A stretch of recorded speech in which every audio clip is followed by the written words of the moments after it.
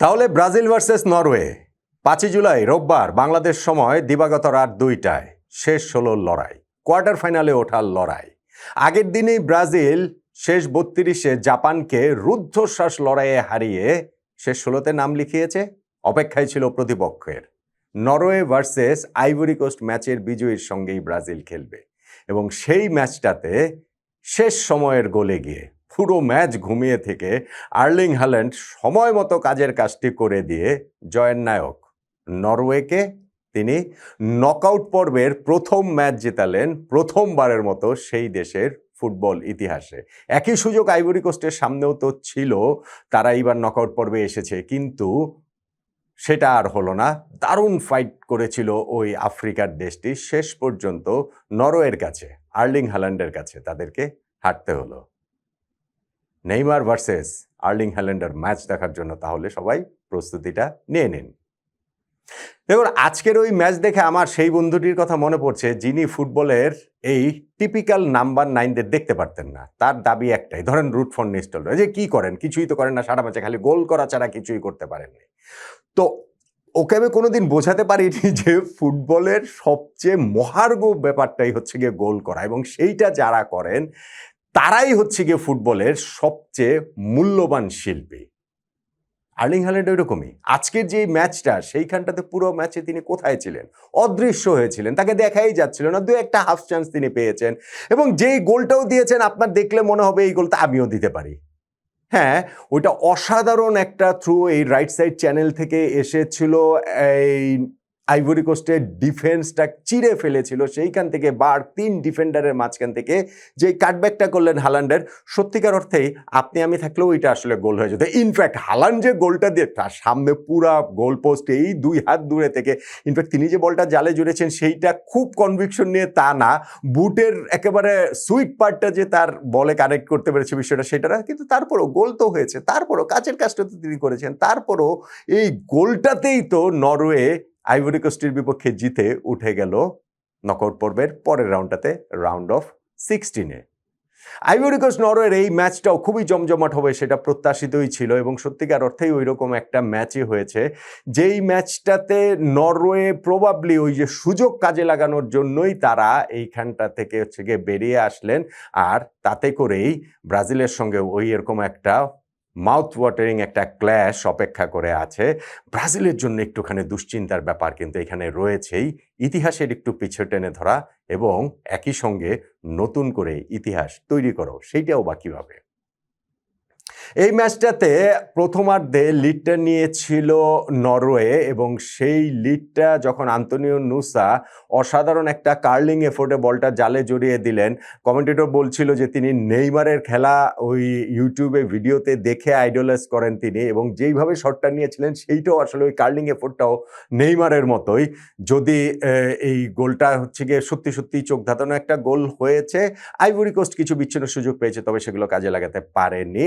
60 মিনিটের সময় মাঠে নামলেন আমাদ দিয়ালো, এবং নেমে তিনি ম্যাচের রংটা চেঞ্জ করে দিলেন 2 এন্ডেই। নামার কিছুক্ষণের মধ্যেই নিজের গোল লাইন ক্লিয়ারেন্স একটা গোলে, নিশ্চিত একটা গোলে ঠিক জায়গা মতো তিনি ছিলেন 67তম মিনিটে, এবং তারপর 74তম মিনিটে ব্রিলিয়ান্ট একটা গোল তিনি করলেন, যেইটা একেবারে নরওয়ে ডিফেন্সদের একটা নাচিয়ে তিনি রাইট সাইডে গিয়ে লেফট সাইডে বলটাকে টেনে এনে তিনি বলটাকে জালে জড়িয়ে দিলেন সুন্দর একটা শটে। যদিও ওই শটটা তিনি যেভাবে নাচিয়েছেন সেটা দেখার জন্য খুব সুন্দর, শটটা খুব প্রপার কানেকশন হয়নি, বরং একটুখানি বাউন্স করে এই শটটা গোলকিপারকে বিট করছে নরওয়ের কিপারে, কিন্তু তারপরেও এটা একটা ভালো গোল।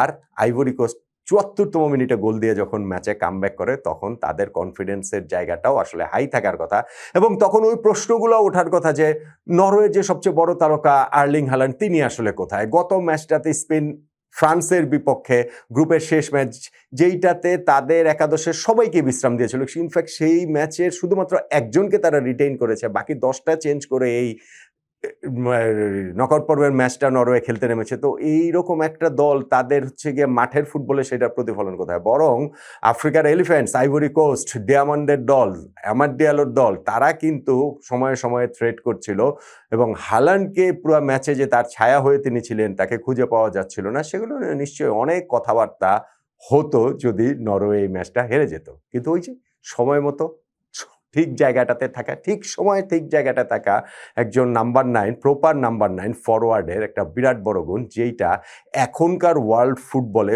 সবচেয়ে ভালোভাবে যাদের মধ্যে আছে। আপনি চাইলে প্রপার নাম্বার 9 হিসেবে আর্লিং হ্যালান্ডকে 1 নম্বরেও রাখতে পারেন, কিন্তু কোনোভাবেই আপনি তাকে 3 নম্বরের বাইরে রাখতে পারবেন না। এই ওয়ার্ল্ড কাপেও তার 5টা গোল হয়ে গেল। গোল্ডেন বুটের যেই রেস, সেই রেসটাতেও তিনি প্রবলভাবেই আছেন। অবভিয়াসলি লিওনেল মেসি 6 গোল করে সেইটাতে লিড করছে। এখন এই আইভরি কোস্টের বিদায় হয়ে গেল, নরওয়ে উঠে গেল রাউন্ড অফ 16-এ। সেইখানে ব্রাজিল ভার্সেস নরওয়ে ম্যাচ। আমি বলছিলাম ব্রাজিলের জন্য একটু ইতিহাসের পিছু টেনে ধরা রয়েছে।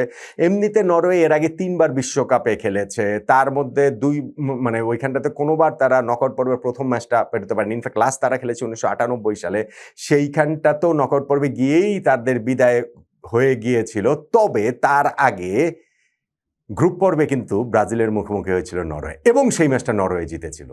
হ্যাঁ, সেই ম্যাচটা ব্রাজিলের জন্য অত গুরুত্বপূর্ণ ছিল না, তারা প্রথম 2টা খেলা জিতে গ্রুপ চ্যাম্পিয়নশিপও নিশ্চিত করে ফেলেছিল, কিন্তু স্টিল নরওয়ে তো জিতেছিল।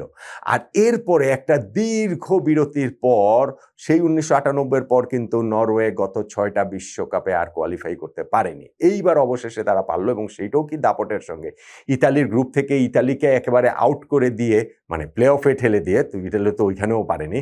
ফলে ওই নরওয়ের কাছ থেকে এইবারের ওয়ার্ল্ড কাপে one of the dark horse হিসেবে তাদেরকে ধরা হচ্ছে, যেহেতু ব্রাজিলের সঙ্গে এখন তাদের ওই মুখোমুখি লড়াই 1998-এর সেই স্মৃতিটা ফিরে ফিরে আসতে বাধ্য। আর ব্রাজিলের জন্য আরও একটা যেই ব্যাপার রয়েছে, 2002 সালে সর্বশেষ যে বিশ্বকাপ ব্রাজিল জিতেছিল, তারপরের প্রতিটা বিশ্বকাপে যখনই নকআউট পর্বে ইউরোপিয়ান টিমের মুখোমুখি ব্রাজিল হয়েছে, সাথে সাথেই ওই ইউরোপিয়ান টিমের কাছে হেরে ব্রাজিলের বিশ্বকাপ থেকে বিদায় ঘণ্টা বেজে গেছে।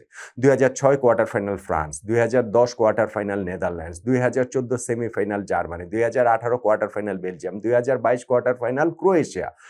নকআউট পর্বে ইউরোপিয়ান টিমের মুখোমুখি এই ম্যাচগুলোতেই সবচেয়ে প্রথম ব্রাজিল হয়েছে ওই ওয়ার্ল্ড কাপগুলোতে, এবং প্রতিটা ম্যাচেই ব্রাজিল বাদ হয়ে গিয়েছে। ফলে নরওয়ের সঙ্গে যখন তারা খেলছে, আরও একটা ইউরোপিয়ান টিমের সঙ্গে যখন ব্রাজিল খেলছে, আরও একটা নকআউট ম্যাচ এই রাউন্ড অফ 16-এ, এইটা ব্রাজিলের জন্য ওই ইউরোপিয়ান টিমের যে জুজুটা আছে সেইটা কাটিয়ে ফেলার একটা সুযোগ। কার্লো আনচেলত্তির দলের জন্য সেই সুযোগটা নিঃসন্দেহে থাকবে।